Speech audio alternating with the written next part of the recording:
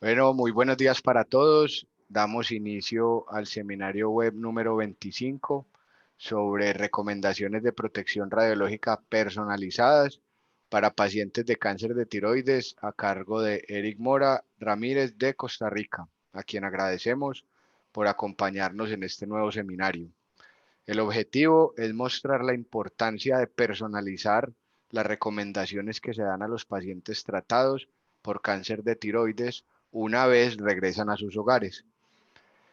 Así que es un tema pues de mucha importancia. Vamos a dar algunos anuncios antes. La sesión está siendo grabada y el link estará luego disponible para que lo vean en diferido. Más adelante les compartimos por el chat el lugar en donde se encuentran este y todos los otros eventos que se han ido grabando. Esta presentación tendrá una duración aproximada de 1 hora contando el tiempo de las preguntas. Está inhabilitada la opción de activar sus micrófonos para evitar interrupciones durante la presentación, por lo que los comentarios y las preguntas que tengan se deben hacer a través del chat. Preseleccionaremos algunas de ellas y las expondremos al final para que sean resueltas por Eric. Saludamos al ingeniero Eduardo Medina Gironcini, quien gracias a su iniciativa se vienen desarrollando los seminarios web con la participación de destacados especialistas. Eduardo es ingeniero químico, especialista en protección radiológica y seguridad nuclear de la Universidad de Buenos Aires. Es especialista en protección radiológica de la Universidad Nacional de Ingeniería en Lima, especialista con más de 30 años de experiencia y misiones del organismo en América Latina, exdirector del Centro Superior de Estudios Nucleares del IPEN, presidente de la Red Latinoamericana de Protección Radiológica en Medicina, miembro de la Comisión Gestora de la Red del Foro, expresidente de la Red Latinoamericana para la Educación en Tecnología Nuclear LANEN, fundador y expresidente de la Federación de Radioprotección de América Latina y el Caribe. Ahorita tenés algún anuncio sobre eso. Eh, y desde hace 25 años dedicado a la divulgación de temas de protección radiológica de afines. Hola Eduardo. Gracias, Pablo. Hola amigos, buenos días, buenas tardes para algunos. Primero agradecer a Eric por su exposición el día de hoy, la que nos va a dar, y también a Pablo, con quien venimos trabajando ya desde hace más de 2 años en todos los seminarios web. Yo voy a hacer una introducción al tema porque quería comentarles acerca de lo que significa la Red Latinoamericana de Protección Radiológica y Medicina. Esta red que ha sido creada recientemente tiene objetivos bien claros respecto al mejoramiento de las condiciones de protección radiológica en todas las instalaciones médicas y surge como una necesidad debido a que ya existe o ya existía el llamado de moda a la acción, que fue, como ustedes bien saben, fue establecido el año 2012 en una conferencia internacional donde participaron especialistas de todo el mundo, y no solamente ellos, sino también empresas y todas las personas que estaban involucradas en los temas de protección radiológica en medicina. En el año 2016, en la conferencia iberoamericana, se analiza la situación que existía en nuestros países. Queríamos ver qué problemas había, qué posibles soluciones y cómo podíamos medir o cuantificar cómo se iban solucionando los problemas que existían en nuestras regiones, tanto en España, en Portugal, como en nuestros países de esta parte de América. Pero nosotros, los participantes, decidimos, bueno, hagamos algo también en la región para ver concretamente cuáles son esos temas que ameritan ser tratados con mayor detenimiento y ver posibles soluciones. Tomando en cuenta lo que se había tratado tanto en 2012 como en el año 2016 en CIPRAN, porque los colegas que participaron en CIPRAN también estuvieron, casi todos estuvieron en nuestra reunión que hicimos el año 2017 en la ciudad de Arequipa, en el Simposio Internacional sobre Protección Radiológica en Medicina, donde se tuvo una participación bastante importante de colegas de América Latina, y todos los trabajos que se presentaron fueron hechos de manera oral, con la finalidad de poder interactuar mejor con los participantes, hacer las preguntas, resolver los problemas, las cuestiones que cada uno planteaba. Tuvimos sesiones técnicas con los temas bastante específicos, bastante similares a lo que trataron en CIPRAN, conferencias a cargo de especialistas, cursos que realmente nos sorprendió porque cada curso era más de 100 participantes. Y al final tuvimos una mesa redonda con todos los coordinadores de las diferentes sesiones que se habían llevado a cabo para ver cómo podíamos avanzar con este tema de la protección en medicina, sobre todo tomando en cuenta lo que se había tratado en esta reunión. Y surgió la necesidad de crear una comisión que luego se llamó Red Latinoamericana de Protección Rica en Medicina, cuyo primer trabajo fue a difundir todo lo que teníamos en la región y en otras partes del mundo, por supuesto, sobre todo lo que es protección rica en medicina, documentos, presentaciones, videos, libros, anuncios de reuniones, artículos, todo lo que sea necesario para difundir a todos los colegas que deseen mejorar las condiciones de protección rica en medicina. Y hicimos un perfil en Facebook que es totalmente abierto, no se requiere ninguna suscripción, uno ingresa y puede descargar cualquier documento que tenga ahí o cualquier información. Y esto está permanentemente actualizado. Después, otra de las cosas que nos interesó muchísimo y en la cual yo quiero agradecer a Pablo Giraldo porque él nos ayudó en su oportunidad en mayo del 2018. Hicimos la primera videoconferencia cuando la situación era bastante diferente a la que existe ahora, donde era más difícil acceder a una videoconferencia o hacer una videoconferencia. Y por eso que nos colaboró bastante Pablo. Y desde Medellín, yo estoy en Lima, hicimos estas reuniones invitando a colegas de todo, bueno, gran parte son de América Latina, como ustedes pueden ver, pero también hay de colegas de otras latitudes, con la finalidad de difundir los temas de protección radiológica en medicina, diferentes aspectos, y esto lo venimos haciendo periódicamente, esta conferencia, la número 25, este seminario web, y seguiremos haciendo, tratando estos temas, como también otros relacionados o vinculados con, con nuestra temática. Por ejemplo, los eventos, las actividades que realiza el Foro Iberoamericano de Organismos Reguladores, temas de gestión de conocimiento, temas tratados con las sociedades, como por ejemplo la Sociedad Española de Protección Radiológica. Hace poco hemos tenido una reunión entre los colegas de la América Latina para ver qué cosa o cómo trabaja un OPR, un oficial de protección radiológica en la región. Y bueno, y todos estos videos los colocamos en YouTube, en la red de la Fran, que dicho sea de paso, tiene 1.260 suscriptores, hay 36 videos, y hay más o menos unas 20.000 visualizaciones de estos videos. O sea que realmente nuestro trabajo se está dando de alguna manera algún fruto que permite que más personas puedan actualizar sus conocimientos en los temas de protección radiológica. Igualmente, hemos hecho traducción de documentos al español de organismos internacionales previo acuerdo con los organismos, previo autorización de los organismos para poder traducirlos al español. Y esto, ¿y por qué surge esto? Porque los colegas que participan en la red, que es una red abierta, donde todos pueden aportar sus conocimientos y su tiempo para poder desarrollar diversas actividades. Esto es algo permanente, no se requiere una suscripción, basta con el apoyo que uno puede dar en la medida de lo posible. Y también hemos participado en los eventos más importantes que se hacen en América Latina, como son los congresos de protección radiológica y los congresos de Alfin. En esos eventos hemos tenido secciones específicas para tratar los temas de protección radiológica en medicina conducidos por nuestra red. Con España hemos firmado un convenio, una carta de colaboración, de cooperación, y mientras las cuales desarrollamos diversas actividades. Tenemos ya 2 seminarios que hemos realizado, y hay otras posibilidades que nos brinda este acuerdo, que dicho sea de paso, dentro de poco firmaremos otro con una red interesante de América Latina. Y estamos, como los seminarios que hemos hecho, como el de Arequipa, estamos continuando, ya dentro de muy poco, dentro de pocos días, se lleva a cabo el segundo simposio internacional sobre protección radiológica en medicina, para ver cómo está la situación en nuestros países. Ya hay más de 500 inscritos, así que hay seminarios, hay reuniones, hay temas, conferencistas invitados, hay cursos pre-congreso, prácticamente es gratuito el evento, así que uno puede ver la información en nuestra página en Facebook, en las redes sociales. Y en el grupo de protección radiológica, que es un grupo cerrado, donde uno tiene que suscribirse, pero no paga nada, hay más de 20.000 suscritos, ahí también colocamos información que hacemos en la red.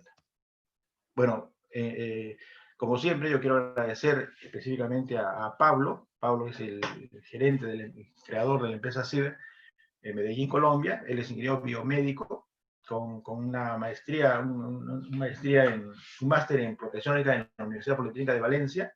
Y con la plataforma que tenía anteriormente y ahora con esta nueva plataforma nos está colaborando permanentemente en el desarrollo de diversas actividades que hacemos. Él es el promotor y colabora bastante con la Universidad CES de Medellín en el diplomado virtual de protección radiológica que siempre se realiza 2 o 3 veces al año.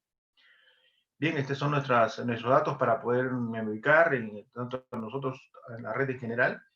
Y bueno, ahora vamos a invitar a Eric para que nos brinde su exposición. Eric es una persona que tiene una formación bastante interesante en física médica y en protección radiológica, y es doctor en física médica, y el tema lo maneja ya hace muchos años, así que nos va a brindar esta exposición. Como saben, al final de esta ustedes pueden ir durante el transcurso de la conferencia, pueden ir haciendo sus preguntas a través del chat. Así que, Eric, muchas gracias por tu participación en esta reunión, así que te invito a continuar con tu conferencia. Muchas gracias, Eduardo, y muchas gracias a Pablo por la invitación. Voy a comenzar a compartir la pantalla. Y muchas gracias a todos y todas por tomarse el tiempo de estar presentes el día de hoy en esta actividad que sabemos que Eduardo viene coordinando desde bastante tiempo atrás y bueno, ahora lo explicó muy claro con Pablo, ¿verdad? Yo les agradezco mucho por tomarme en cuenta. La verdad tengo poco tiempo ya, tal vez un poco, como 1 año y medio de haber regresado de la finalización del doctorado. Y bueno, este trabajo que les voy a presentar el día de hoy fue una de las motivaciones más grandes en las cuales estuve trabajando cuando estuve ligado a un servicio clínico en medicina nuclear. Ahora por otros motivos estoy ya ligado en la universidad, esperando que abramos un proyecto también clínico, pero asociado al ciclotrón que estamos instalando aquí en la universidad, que ya está instalado, pero desgraciadamente la gente en Europa no ha podido venir por esto de la pandemia para terminar de hacer pruebas de aceptación, ¿verdad? Entonces, a veces las cosas no salen como todos planeamos, pero bueno, vamos avanzando poco a poco. Igual si tienen alguna pregunta posterior y no me da tiempo ahora, me pueden contactar al correo electrónico y entonces con mucho gusto me tomo el tiempo para poder contestar esas preguntas. Bueno, esta charla tiene como un objetivo hablarles sobre lo que es una implementación clínica que tuvimos en el Servicio de Medicina Nuclear del Hospital San Juan de Dios, y yo les voy a contar un poco de cómo surgió esta idea y de cómo tratamos de resolverla. ¿Esto por qué? Porque yo hice estudios en Inglaterra de maestría. La maestría en Inglaterra contemplaba aspectos teóricos, ¿verdad? Pero logré quedarme 1 año en el University College London Hospital y ahí estuve con físicos médicos, pues trabajando en múltiples aspectos. Sin embargo, en ese hospital no se hacía mucho trabajo en cáncer de tiroides, sino que en Inglaterra ellos pueden dirigir los pacientes dependiendo de una especialidad que tenga cada servicio de medicina nuclear. Entonces, en el que estaba yo, hacían mucha cardiología, muchos gamas óseos y hacían algunos tratamientos de MIBG para niños y también hacían mucho PET. Pero tratamientos de cáncer de tiroides e hipertiroidismo, dijéramos que ellos no se focalizaban. Entonces, cuando yo llegué a Costa Rica, ya en el año 2007, lo primero que me preguntaron mis jefes, los médicos nucleares, era sobre cómo hacían en Inglaterra para dar algunos tratamientos. Yo sí tuve la experiencia de ver en uno de los hospitales cómo se daban esos tratamientos y conocía la reglamentación y algunas otras indicaciones que se le daban a los pacientes. Pero cuando yo llegué a Costa Rica, las cosas eran bastante diferentes, ¿sí? Primero que todo, las indicaciones que se daban eran de carácter verbal. Entonces siempre la daban los médicos nucleares antes de dar el tratamiento, ¿verdad? Antes de dar la cápsula de yodo. Y era muy interesante porque las recomendaciones podían diferir de un médico a médico, podían diferir de paciente a paciente. A veces, mientras el médico daba una indicación, una recomendación, el paciente podía preguntar una cosa y entonces podía cambiarla un poquito.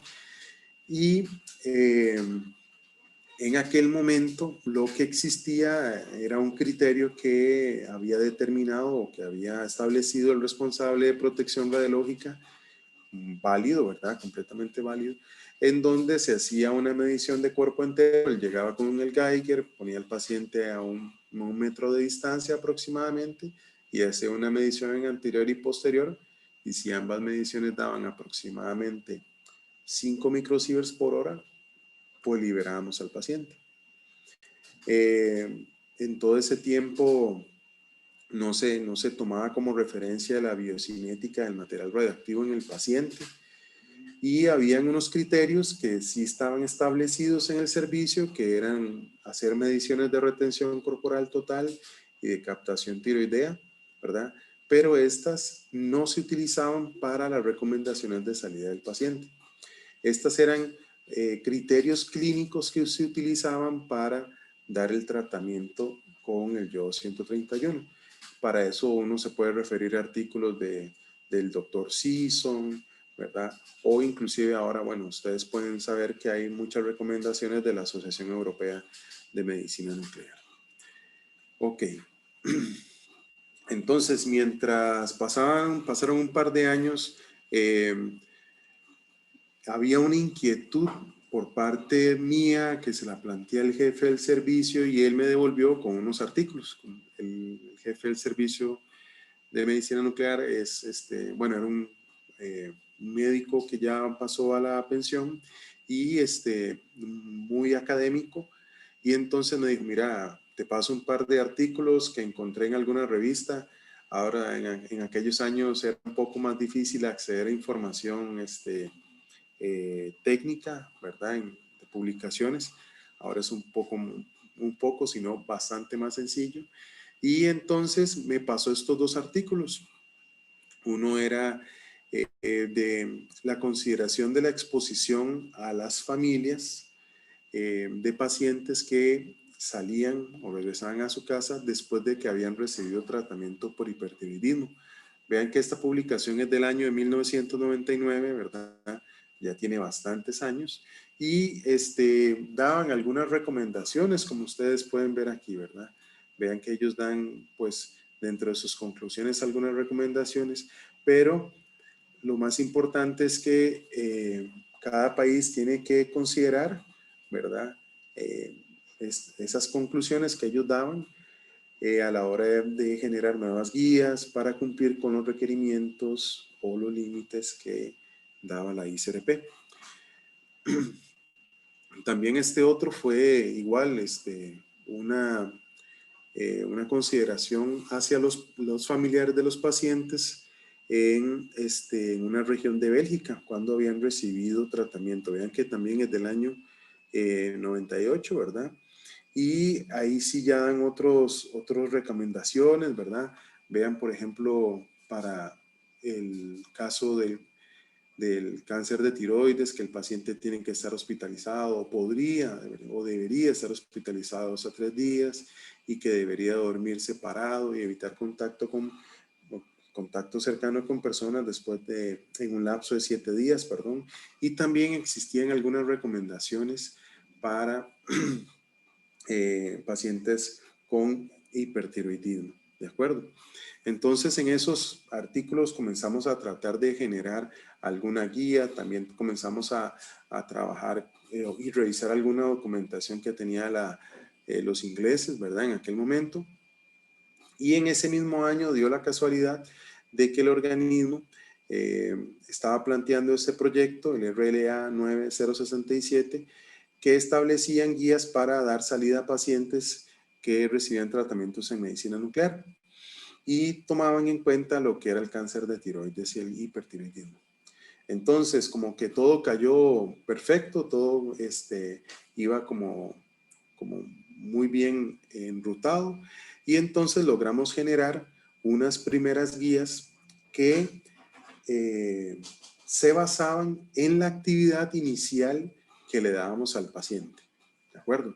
No consideramos nada de la biocinética, sino lo único que considerábamos era la actividad inicial del material radioactivo que le damos al paciente. Y yo supongo que muchos de ustedes conocen esta guía, ¿verdad? Esta guía la pueden bajar, ¿verdad? Sin ningún problema de la documentación del Organismo Internacional de Energía Atómica, y vean que da indicaciones como para el tiempo que se tiene que ausentar al trabajo, tiempo de dormir aparte con restricciones hacia la pareja y restricciones para contacto cercano con niños en diferentes rangos. Vienen algo para hipertiroidismo y para cáncer de tiroides.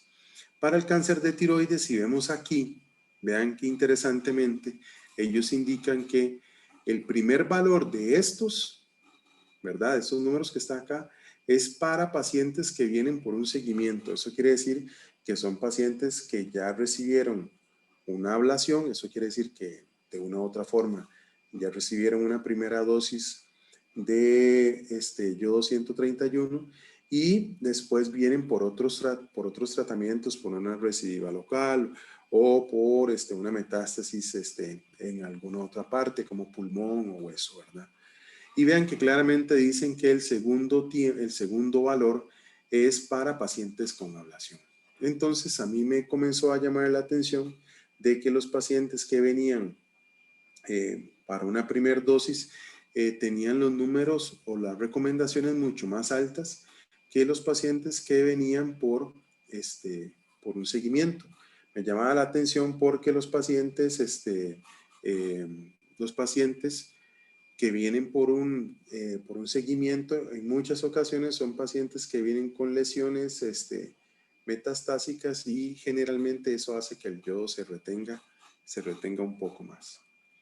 Entonces, basados en esas indicaciones, vean que nosotros generamos un documento en Word, insertamos una tablita en Excel y entonces pusimos algunas funciones lógicas y entonces en función de la actividad administrada ya podíamos designar los días y los diferentes criterios que nosotros teníamos. Algunos de estos criterios inclusive nosotros los sacamos, por ejemplo, para, no sé, por ejemplo, si era entretenimiento, ven, como este punto, evitar sitios de entretenimiento, salas de cine, tal vez en el documento de lo ya no venía, pero nosotros tratamos de generar ahí como una recomendación que estuviera entre lo que era evitar el trabajo y tal vez el contacto con niños mayores de 11 años. Entonces, dijéramos que nosotros creamos ese valor.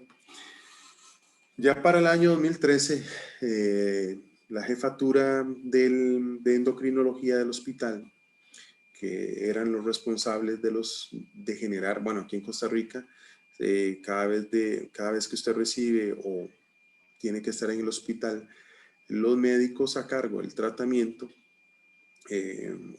los médicos a cargo del paciente, ellos tienen que generar lo que se llama una incapacidad. Esa incapacidad le permite a usted que pueda ir donde su patrono y entonces su patrono por esos días de incapacidad le haga un pago reducido del salario, pero tiene que haber una constancia médica.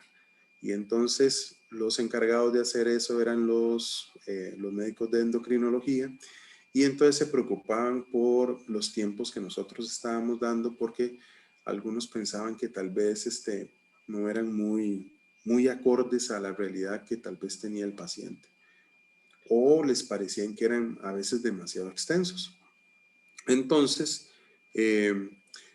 comenzamos a trabajar con otro colega que, bueno, él ahora acaba de terminar su doctorado en Alemania y él estaba trabajando en otro hospital y comenzó a ver este documento de los Estados Unidos para ver, casualmente vea lo que es liberación de pacientes, ¿verdad? Cuando habían sido administrados con algún tipo de material radioactivo. Entonces él comenzó a explorar esto inicialmente por el hipertiroidismo, porque en el hospital donde él estaba trataban muchos pacientes por hipertiroidismo y le llamaba la atención que el aclaramiento que tenía el yodo de la tiroides era bastante lento y entonces él quería tratar de ver o medir con certeza cuántos días le podían dar al paciente. Inclusive él le decía a los pacientes, mire, si usted tiene un niño y puede tratar de venir acá, nosotros hacemos una medición, qué sé yo, con un equipo en el Geiger, y entonces medimos a dónde podría estar la cabecita del bebé, y entonces le podemos decir si usted puede o no alzar al bebé, ¿verdad? O por cuánto tiempo eventualmente lo podría alzar. Entonces, generalmente los padres de familia, por lo menos aquí, cuando uno les explica, son bastante conscientes, y entonces muchos entienden este tipo de situaciones y prefieren ir al hospital e invertir un par de horas y entonces estar con la certeza de que la indicación que le da el profesional en el área es la adecuada, como para que no le cause un inconveniente a su niño o a su pareja, eventualmente, ¿verdad?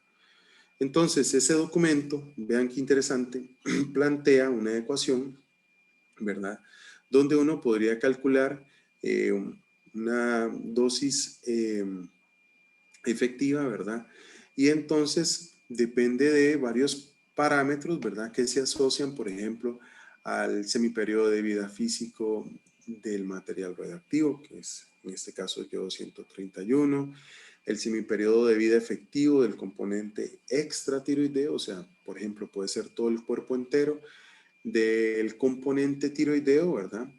Y calculan unas fracciones, ¿verdad? Para la captación extratiroidea y la tiroidea. Después una fracción que es considerado como una fracción de tiempo en el cual el yodo administrado es removido del cuerpo, y esto pues se da cuando es absorbido por la sangre y bueno, y se retiene por la orina, y esto pues uno pues lo va expulsando. Nosotros sabemos por la experiencia clínica que el paciente va a ir expulsando el yodo rápidamente, pero en las primeras 24 horas, básicamente en el cáncer de tiroides se puede expulsar más del 50% del yodo, ¿verdad? Es fácil, entonces uno podría pensar que si el paciente está bien hidratado en su cuarto de aislamiento, en las primeras 8 horas puede haber una gran cantidad de material radioactivo que puede salir. Vean algo muy interesante, ellos definen algo que se llama un factor de ocupación, que eso es como, si ustedes lo piensan, son como los factores de ocupaciones que usamos en protección radiológica cada vez que hacemos cálculos de blindajes, ¿verdad? Es una relación de tiempos, nada más. Q sub 0 es la actividad inicial, R es una distancia, y la constante gamma, ¿verdad? La constante gamma para el yodo 131. Entonces, esta ecuación hace esta serie de relaciones, y entonces nosotros lo que comenzamos fue a analizar el caso particular que nosotros teníamos en nuestro hospital. Entonces, generalmente los pacientes en nuestro hospital, ellos son atendidos por una clínica de tiroides. Esta clínica de tiroides está integrada por endocrinólogos, médicos nucleares, médicos cirujanos de cabeza y cuello, patólogos, radiólogos. Inclusive cuando es necesario pueden invitar a algún radioterapeuta para ver algún caso o alguna situación en particular, o algún cirujano ortopédico o neurocirujano, ¿verdad? Entonces la solución que se le da al paciente es una solución bastante integral, y debido a esto se generó un gran expertise en el tratamiento de los pacientes. También están ellos siguen mucho lo que es las guías de los Estados Unidos, ¿verdad? Para hacer los tratamientos de cáncer de tiroides. Y nosotros llegamos a ver que la población de pacientes que venían por ablación, nosotros habíamos fijado un rango máximo de captación tiroidea a las 24 horas que tenía que ser de un máximo de un 8%. Si el paciente tenía más de un 8%, era indicativo que el paciente tenía pues algún ganglio, alguna lesión que tal vez no había sido logrado remover. Esto pasó muy pocas veces en realidad, y esto fue porque simple y sencillamente los cirujanos de cabeza y cuello eran muy buenos, habían sido muy bien entrenados, se transmitía muy bien la información entre unos y otros, y entonces generalmente la captación tiroidea era inferior al 2%. ¿Ok? Sí logramos corroborar que en la gran mayoría de pacientes que venían por recurrencias o metástasis, la captación tiroidea generalmente era inferior al 1%. Y este 1% es, como nosotros sabemos, porque simple y sencillamente el paciente ya tuvo una ablación, entonces se asume que el tejido remanente a nivel de cuello fue removido, ¿verdad? Que el yodo 131 tuvo su objetivo, ¿verdad? De remover al menos ese tejido a nivel de cuello. Entonces, nosotros teníamos estas dos condiciones en estas dos poblaciones. Y entonces nosotros comenzamos a ver que el primer término de la ecuación que nosotros estamos viendo se podía eliminar porque los pacientes pasaban aislados mínimo 48 horas. Entonces ese primer término de la ecuación no lo tomábamos en cuenta y lo que hacíamos era despejar este tiempo que está acá. Este tiempo que está acá nosotros lo podíamos lo podíamos despejar para determinar el tiempo de aislamiento. Entonces vean que ese tiempo de aislamiento ya depende de la fracción de captación extratiroidea, de la tiroidea, de este factor de ocupación, de la distancia, también de los semiperiodos de vida efectivo del componente tiroideo y extratiroideo. Y entonces nosotros dijimos, mira, esto lo podemos tratar de medir. Hay varios factores que pueden ser eventualmente medibles, que pueden ser realizados con la instrumentación nuclear que nosotros tenemos en el servicio. Entonces, nosotros utilizamos, de hecho, un captador de tiroides como similar. De hecho, tenemos un Captus 3000, ¿verdad? Que tiene una sonda de cuello, ¿verdad? Entonces, por ejemplo, en este ejemplo, valga la redundancia, de esta compañía que es de Biodex, ¿verdad? Esto es de Capintec. Vean cómo se coloca el paciente y a una distancia fija nosotros podemos hacer la medición a nivel de cuello, ¿de acuerdo? Si nosotros distanciamos un poco más el paciente y nosotros lo colocamos en una silla sin un respaldar, prácticamente que a 2,5 metros de distancia nosotros podíamos medir al paciente en anterior y posterior y entonces podíamos determinar la retención corporal total que se va asociando como el componente extratiroideo. Entonces, claro, hay que hacer una resta, ¿verdad? En un tiempo, ¿verdad? Entre lo que uno determina de tiroides y lo que determina en el componente extratiroideo. Y uno sabe de las publicaciones de la ICRP los valores de los límites de dosis, ¿verdad? Que hay para diferentes poblaciones. Entonces nosotros lo que hicimos fue pues definir esto, ¿verdad? No definirlo, sino reafirmarlo. Y en el caso de los adultos que cuidan a los pacientes, nosotros denominamos a estos como los cuidadores. Entonces vean que podemos llegar a poner los 5 milisieverts, ¿verdad? Y en algunos adultos, dependiendo de la condición laboral y demás, podríamos, por ejemplo, definir unos 3 milisieverts, ¿verdad? Entonces, pues estas indicaciones nosotros, inclusive dependiendo de la condición laboral o de una entrevista que nosotros teníamos con el paciente, podríamos inclusive hacer un ajuste a estos valores, ¿de acuerdo? Nosotros definimos estos factores de ocupación y las distancias y vamos a ver un poquito más para que ustedes y pues puedan tomar una idea en cómo nosotros nos basamos para hacer esto, ¿verdad? Entonces, en los factores de ocupación, nosotros dijimos, bueno, se asume que el menor va a pasar un máximo de 6 horas al día en contacto con el paciente. Entonces, nosotros sacamos 6 horas al día, la multiplicamos por 7 días y entonces sacamos la cantidad total de horas que podría estar en una semana. Y así esto lo fuimos haciendo para cada uno de los casos, ¿verdad? Por ejemplo, para los adultos uno podría decir, bueno, ¿qué pasa si un paciente está acompañado por una persona X, ¿verdad? Que está acompañado por él 5 horas al día. Entonces, igual comenzamos a sacar estas relaciones. Uno asume que una persona duerme 8 horas al día, ¿verdad? Entonces, se asume que está durmiendo con su pareja por esas 8 horas, ¿verdad? Igual, si duerme más horas, puede uno hacer el ajuste respectivo, ¿verdad? Y entonces, de esta manera, si ustedes se ponen a hacer las analogías, vean que es muy similar a los tiempos que uno puede considerar para lo que son los cálculos de blindaje. Entonces, en principio, este factor de ocupación, dijéramos que podría ser algo entendible, algo razonable y que nosotros podríamos eventualmente ajustar dependiendo de las condiciones del paciente. En términos de la distancia, ¿verdad?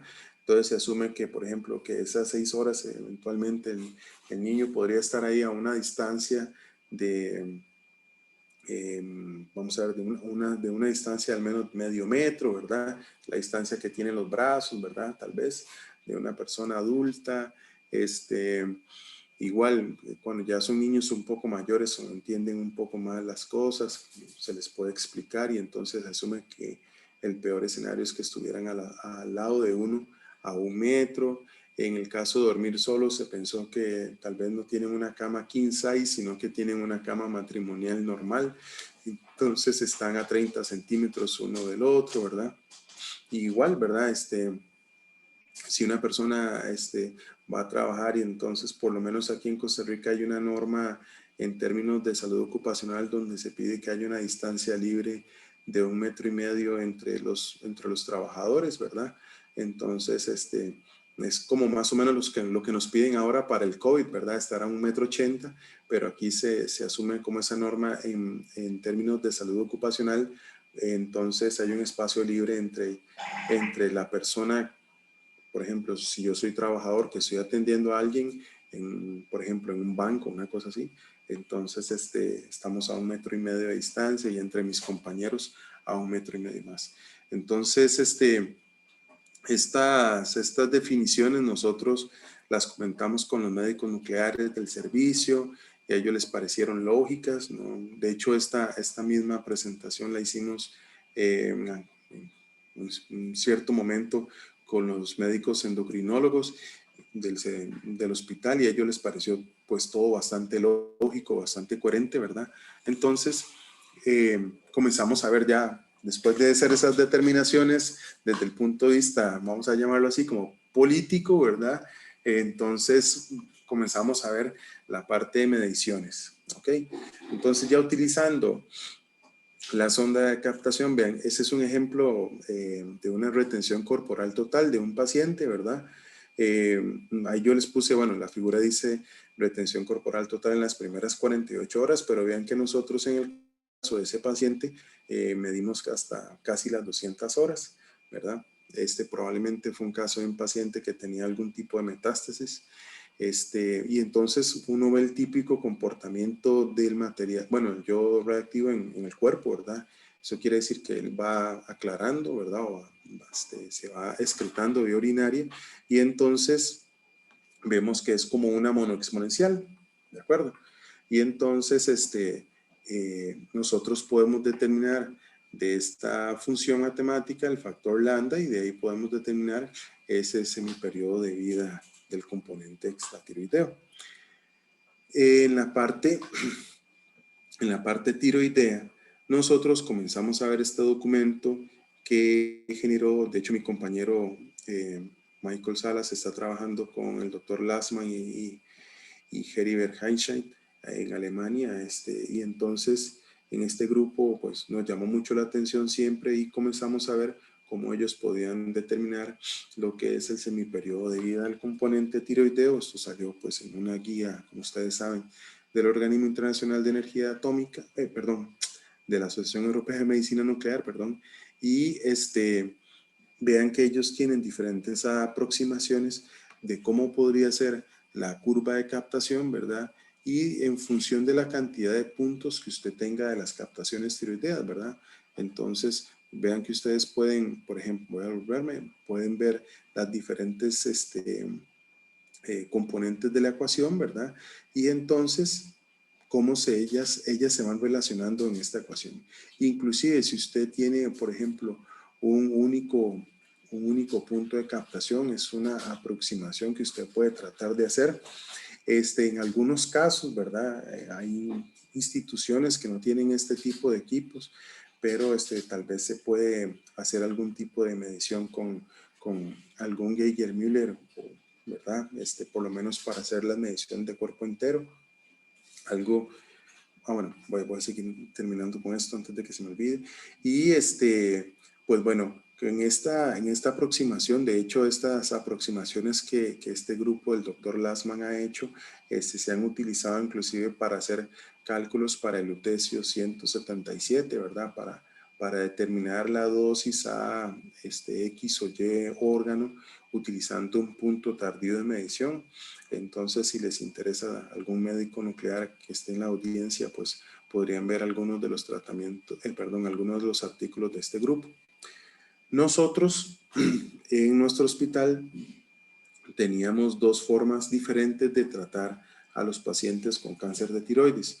Unos que eran los que llamábamos los pacientes que venían a una dosimetría simplificada. Eso quiere decir que eran pacientes que generalmente venían simple y sencillamente para una ablación, y entonces nosotros en algunos casos podríamos hacer solo una medición hasta 48 horas, ¿verdad? Y para este caso siempre administrábamos un milicurí, máximo un milicurí de yodo 131, y con ese milicurí no saturábamos la sonda de captación y podíamos hacer las mediciones sin ningún problema.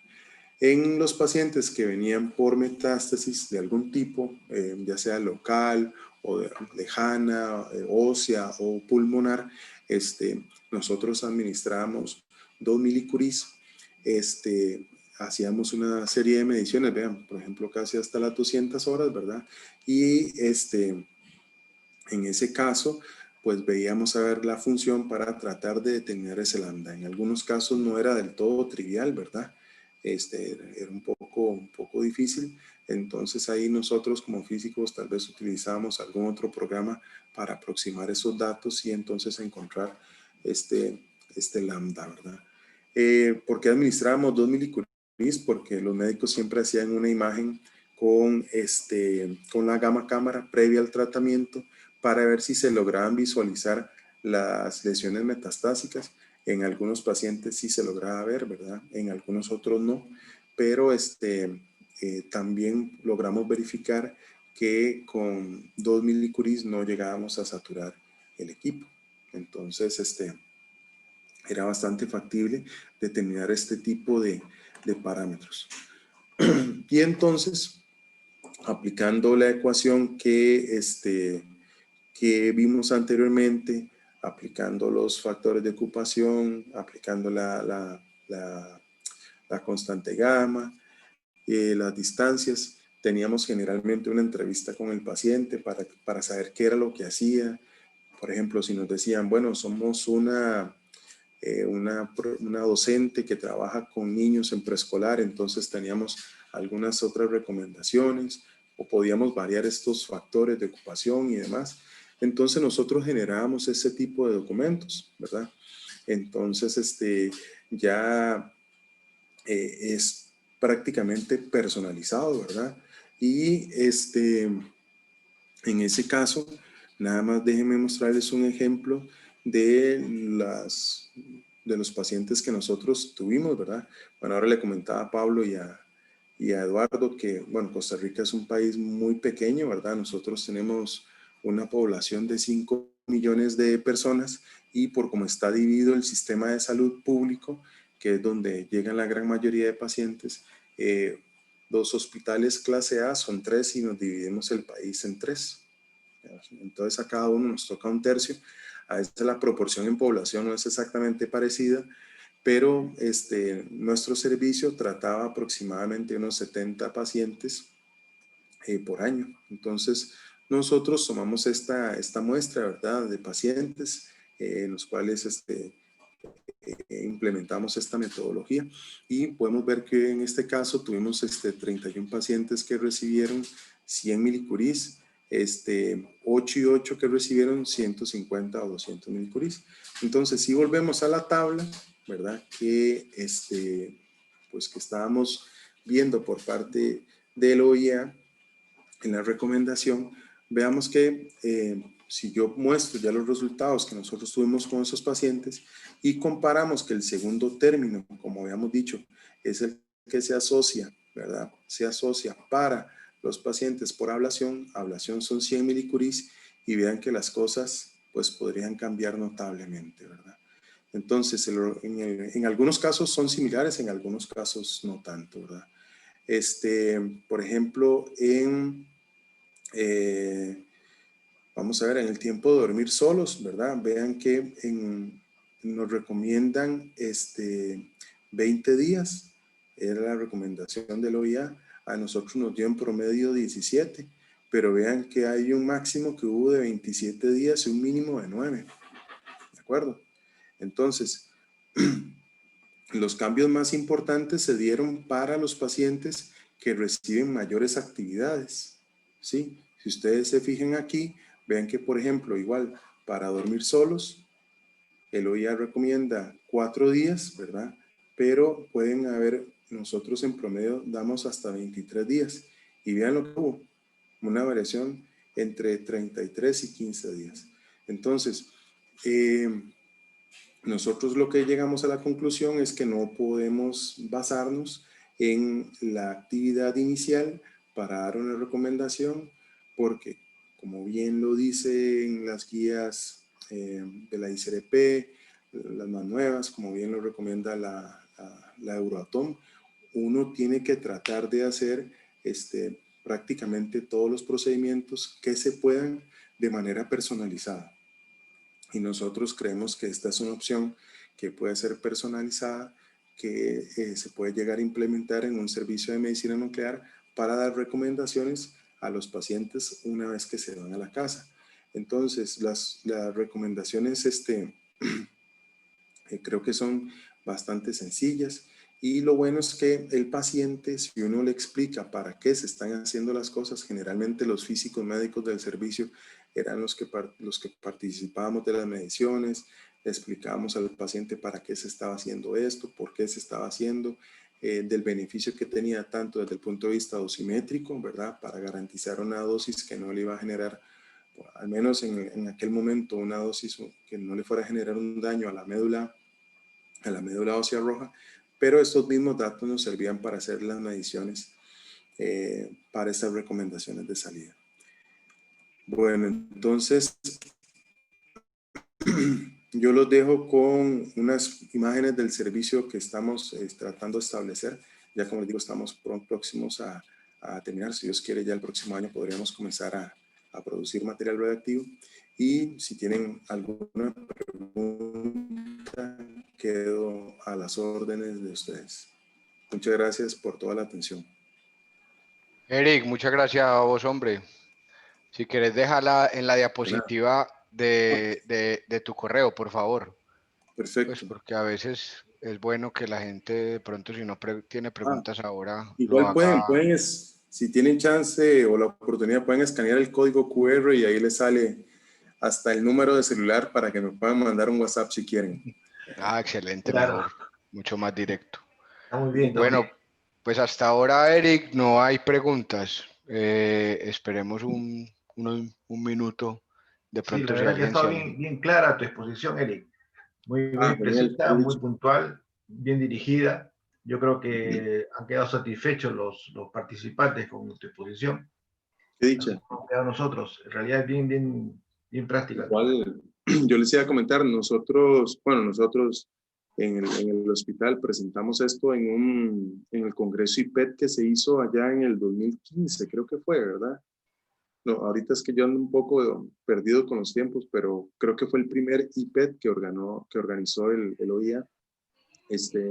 Hicimos una presentación de esto, evidentemente con menos pacientes, ¿verdad? Y también logramos hacer una presentación en ese mismo año en el Congreso Europeo, fue una presentación póster. La hizo también el compañero mío viendo un tratamiento similar para hipertiroidismo, ¿verdad? Entonces, eso lo logramos presentar.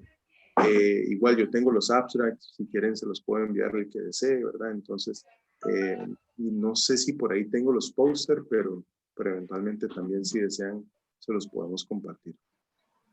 Claro. Sí, está bien. Bueno, no, yo creo que... pregunta Nancy Puerta. Ahora estábamos hablando de Anselmo. Nancy, Sí. la sobrina que está en Argentina. Ah, Excelente, Eric, muchas gracias. Te quería consultar si publicaron una guía ustedes. ¿Se han No, publicado alguna guía? bueno, en realidad lo que publicamos fue para, no me acuerdo cuál era el fin que hiciste ay, Dios mío, en Perú, Eduardo, en el 2000, ¿qué fue? 13, 2000, 14. no, en el Cusco, el 2000, Sí, 2010, en el no, 2000, 12, 10 por pues sí, ahí fue. 2010. Para ese presentamos todo lo que fue el razonamiento que nosotros hacíamos para las dosimetrías de cáncer de tiroides, e inclusive como que presentamos como la primera implementación de las guías de estas guías que les mostré, que fueron despuesito del 2009, esas. Lo que sí tenemos publicado, bueno, es en las memorias del Congreso Europeo, si no me equivoco, fue el 2014, 2015, ahí están los abstracts. Y si no me equivoco, también hubo una publicación que hicimos para un IRPA que hubo en Argentina en el 2015, Eduardo, si no me equivoco. Fue un IRPA En Argentina el IRPA fue 2018, 2008. no hubo otro después, ese fue el Sí, mundial. hubo Ese otro. fue el mundial. El regional 2014, fue después sí. Sí, como en en ese, 2014. sí, 14. 2014, 2015, ahí presentamos un artículo tratando de resumir estos resultados. Evidentemente, sí consideramos menos pacientes y creo que fueron solo ablaciones, pero bueno, eso es lo que pudimos hacer.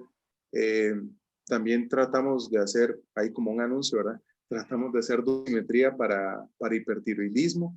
Nos funcionó bastante bien para algunos casos muy seleccionados de pacientes.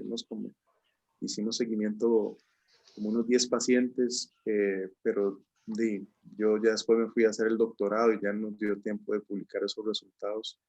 Pero sí, en aquel momento estuvimos muy activos en labores dosimétricas. Y aquí lo he encontrado en el... Sí, ahí está, en ese tienen que haber en Sí, la sí, parte de medicina nuclear y tiene así que haber es. en la parte de protección radiológica. Creo que son 3 trabajos que presentamos para ese congreso y sí estoy seguro que en el IRPA de Argentina sí presentamos un artículo finalmente. Igual, si Nancy lo quiere, con mucho gusto se lo puedo pasar. Pero yo creo que esta presentación pues resume lo que está escrito, Todo. ¿verdad? Con más datos. Entonces, Sí, aquí están los trabajos, ya los encontré ya. Sí. sí. Entonces, no tengo como algo publicado en un journal pues de más peso, ¿verdad? Desgraciadamente a veces cuando uno está aquí en estos países, publicar en journals internacionales cuesta un poco más, ¿verdad? Por las Sí. restricciones económicas a veces. Pero bueno, por lo menos sí estoy seguro que está en el IRPA de que se hizo en Argentina, un resultado inicial. Y en las memorias del Congreso Europeo, igual que se los puedo conseguir y se los envío. Sí. Bueno, creo que Perfecto. por ahí está bien. Muchas gracias, Eric. Perfecto. Muchas gracias, Eduardo. Y Sí, a cada uno de los vamos participantes. a cerrar y antes quería comentarles justo lo que dijiste tú al comienzo, Pablo, de que la próxima semana, el día 26, celebramos 27 años de la Federación de Radioprotección de América Latina y el Caribe y vamos a hacer una pequeña reunión con todos los que deseen participar. Vamos a recordar un poco los inicios de la federación, la interacción que tuvimos en los congresos, la organización de diversos eventos, las relaciones con los colegas de España, GRIAPRA, una serie de actividades que hemos hecho, trataremos de hacerlo lo más breve posible, pero lo más concreto en lo que a actividades se refiere que hemos realizado hasta el momento. Así que bueno, eso será el día 26. Oportunamente lo vamos a comunicar, vamos a lanzar la información por las redes sociales y van a estar en contacto los que deseen participar. Bueno, muchas gracias, Eric. Muchas gracias nuevamente, Pablo, por todo este apoyo que siempre nos brindas. Así que estaremos ya anunciando nuestro próximo seminario en el mes de diciembre. Bueno, muy bien. Un abrazo a todos. Gracias a todos por participar. Hasta luego. Tengan buen día. Nos vemos.